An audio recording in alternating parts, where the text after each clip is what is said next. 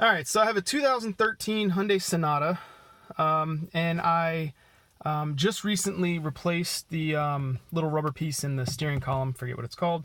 And the car ran great for about a week and a half, and then all of a sudden it won't start. And this is what it's doing. I'm hoping somebody will know what's going on. Pushing the brake.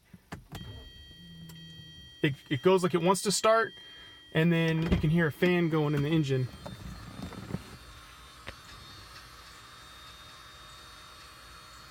Hear that noise until I just go ahead and kick it off. I went ahead and replaced the battery, so there's a brand new battery in there just to